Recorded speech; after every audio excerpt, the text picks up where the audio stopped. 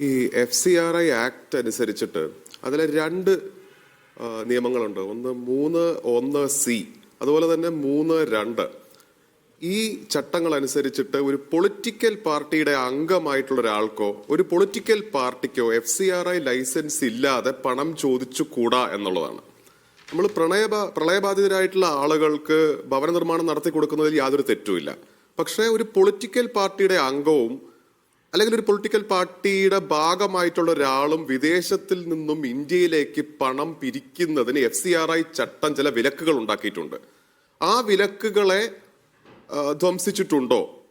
ആ FCRI ചട്ടം അനുസരിച്ചിട്ട് ലൈസൻസുകൾ ഉള്ള എൻറ്റിറ്റീസ് ആണോ പണം പിരിച്ചിട്ടുള്ളത്? ആ എൻറ്റിറ്റീസിന്റെ പേരിലാണോ പണം ചോദിച്ചിട്ടുള്ളത്? അതോ പൊളിറ്റിക്കൽ പാർട്ടിയുടെ പേരിലാണോ പണം ചോദിച്ചിട്ടുള്ളത്? ഈ പണം കൊടുത്തിട്ടുള്ളവർ എന്ത് പേരിലാണ് പണം കൊടുത്തത്? അത് കോൺഗ്രസ് പാർട്ടിയുടെ പേരിലോ ഓപ്പോസിഷൻ പാർട്ടിയുടെ പേരിലോ ആണോ എന്ന ഒരു ചോദ്യമാണ് എനിക്ക് തോന്നുന്നത് CBI ആയാലും വിജിലൻസ് ആയാലും അന്വേഷിക്കേണ്ടത്. ആ ചോദ്യങ്ങൾക്ക് ഉത്തരം കിട്ടിക്കഴിഞ്ഞാൽ സാങ്കേതികമായിട്ടുള്ള ഒരു തെറ്റ് നടന്നിട്ടുണ്ടോ എന്ന് അറിയാൻ പറ്റും. സാങ്കേതികമല്ലാതെ ഒരു കറപ്ഷൻ നടന്നിട്ടുണ്ടെന്നുള്ളൊരു കേസ് ആർക്കും തന്നെ ഉണ്ടെന്ന് എനിക്ക് തോന്നുന്നില്ല. പക്ഷെ സാങ്കേതികമായ ചട്ടലംഘനം നടന്നിട്ടുണ്ടോ എന്ന് അന്വേഷിക്കേണ്ടതാണ്. അങ്ങനെ അന്വേഷിക്കുന്ന എല്ലാവർക്കും നല്ലതാണെന്നാണ് ഞാൻ മനസ്സിലാക്കുന്നത്. അപ്പോൾ വിദേശത്തുള്ളവരുടെ സഹായം ലഭിച്ചിട്ടുണ്ട് എന്നുള്ള കാര്യം വ്യക്തമാണല്ലോ. കാരണം അവരൊക്കെയാണല്ലോ സ്പോൺസർ. അപ്പോൾ ഞാൻ ചോദിക്കുന്നത് ഇതിലെ സാങ്കേതികമായ പ്രശ്നം തന്നെയാണ്. താങ്കൾക്ക് അത് കൃത്യമായ ഉത്തരം പറയാൻ കഴിയും. ഇപ്പം മണപ്പാട്ടിൽ ഫൗണ്ടേഷൻ എന്ന് പറയുന്ന ഒരു സ്ഥാപനമാണ് ഈ പദ്ധതികളൊക്കെ ഇവിടെ നിർവഹിക്കുന്നത്. അതുകൊണ്ട് ഒരു പക്ഷേ ഈ പണം വന്നിരിക്കുന്നത് ഈ മണപ്പാട്ടിൽ ഫൗണ്ടേഷൻ്റെ അക്കൗണ്ടിലേക്കായിരിക്കും. അവർക്ക് FCRI ലൈസൻസ് ഉണ്ട് എന്ന് പറയുകയും ചെയ്യുന്നു. അങ്ങനെയാണെങ്കിൽ പിന്നെ അതിൽ എന്താണ് ലംഘനം?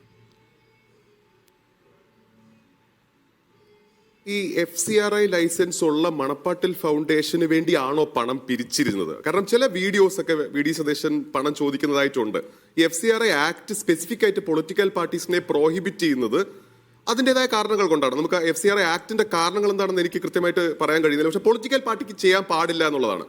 അപ്പൊ ഈ മണപ്പാട്ടിൽ എന്ന് പറയുന്ന FCRI ലൈസൻസ് ഉള്ള എൻറ്റിറ്റിയുടെ പേരിലാണോ പിരിച്ചിരിക്കുന്നത്? അപ്പൊ അത് തീർച്ചയായിട്ടും പൊളിറ്റിക്കൽ പാർട്ടീസിനെ ഇത് വിലക്കുന്ന എന്തുകൊണ്ടാണ്? പൊളിറ്റിക്കലായിട്ട് അതിനെ ഉപയോഗിക്കാൻ പാടില്ല എന്നുള്ളൊരു ഉദ്ദേശം കൊണ്ടായിരിക്കും FCRI ആക്ട് അങ്ങനെ ചെയ്യുന്നത്. അപ്പൊ അങ്ങനെ സാങ്കേതികമായിട്ടൊരു ചട്ടലംഘനം നടന്നിട്ടുണ്ടോ എന്ന് നോക്കേണ്ടതാണ്. അത് നോക്കിയാൽ തീർച്ചയായിട്ടും മനസ്സിലാക്കാൻ പറ്റുമെന്നാണ് എനിക്ക് തോന്നുന്നത്. അതിന്റെ എവിഡൻസ് വിദേശത്ത് നിന്ന് കളക്ട് ചെയ്താൽ അത് എന്ത് പേരിലാണ് ഇത് ചോദിച്ചിട്ടുള്ളതെന്നും അവർ എന്ത് പേരിലാണ് കൊടുത്തിട്ടുള്ളത് എന്നുള്ളത് അറിഞ്ഞു കഴിഞ്ഞാൽ അത് മനസ്സിലാക്കാവുന്നതേ ഉള്ളൂ. ഇവർ പറയുന്നത് പോലെ, അതായത് പുനർജനി പദ്ധതിയുടെ ഭാരവാഹികൾ പറയുന്നത് പോലെ അവിടെ ഒരു സ്പോൺസർ, ഇവിടെ ഒരു ബെനിഫിഷ്യറി, അതിനിടയ്ക്ക് പണം വാങ്ങുന്ന ഒരു ഏജൻസിയോ ഒരാളോ ഇല്ല. നേരെ സ്പോൺസർ ബെനിഫിഷ്യറിക്ക് നേരിട്ട് പണം കൊടുക്കുന്നു, അങ്ങനെ അവിടെ വീടോ എന്തോ ഉണ്ടാക്കുന്നു. അതിൽ എന്തെങ്കിലും ചട്ടലംഘനം നടക്കുന്നുണ്ടോ? അതിൽ FCRI ലൈസൻസിൻ്റെയോ മറ്റോ പ്രശ്നം അവിടെ ഉണ്ടോ?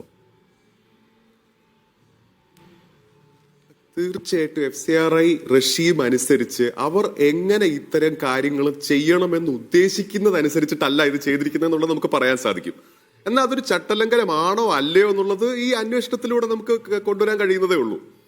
അതായത് കൃത്യമായ സാങ്കേതികമായ രീതിയിൽ FCRI ലൈസൻസ് ഉള്ള ഒരു എൻറ്റിറ്റി ആ എൻറ്റിറ്റിക്ക് വേണ്ടി തന്നെ പണം പിരിക്കുകയും അങ്ങനെയൊക്കെ ചെയ്യണമെന്നുള്ളതാണ് FCRI ആക്ട് ഉദ്ദേശിക്കുന്നത്. അതിൽ സാങ്കേതികമായ ചട്ടലംഘനം തീർച്ചയായും നടന്നിട്ടുണ്ടാവും. കാരണം ഇവർ ഈ പറയുന്ന പോലെ അല്ല ആക്ട് ഉദ്ദേശിക്കുന്നത്. എന്നാൽ അതിൽ കവിഞ്ഞ് സാങ്കേതികമായ ഒരു ചെറിയ ചട്ടലംഘനത്തിൽ കവിഞ്ഞ് മറ്റെന്തെങ്കിലും ഇതിലുണ്ടോ എന്നുള്ളത് അന്വേഷിക്കട്ടെ. എല്ലാവർക്കും നല്ലതല്ലേ അങ്ങനെ ഒരു അന്വേഷണം നടക്കുന്നത്? കാരണം നാളെ കേരളത്തില് മറ്റെന്തെങ്കിലും ഒരു കാര്യത്തിന് വേണ്ടി നമ്മൾ പണം പിരിക്കാൻ ശ്രമിക്കുമ്പോൾ ഇത്തരം ഒരു കാര്യം ഉണ്ടാവാതിരിക്കുന്നതല്ലേ നല്ലത്? നമ്മൾ എല്ലാവർക്കും വേണ്ടി ചിന്തിക്കുമ്പോൾ ഒരു നല്ല കാര്യത്തിന് വേണ്ടി വിദേശത്തിൽ നിന്നും പണം വരുമ്പോ അത് കറക്റ്റായ ഒരു രീതിയിലൂടെ ചെയ്യുന്നതല്ലേ നല്ലത്? സംശയമില്ല. അത് എങ്ങനെയാണ് ഇപ്പോൾ സംഭവിച്ചത് എന്നാണ് നമ്മൾ അന്വേഷിച്ച് കണ്ടെത്തേണ്ടത്.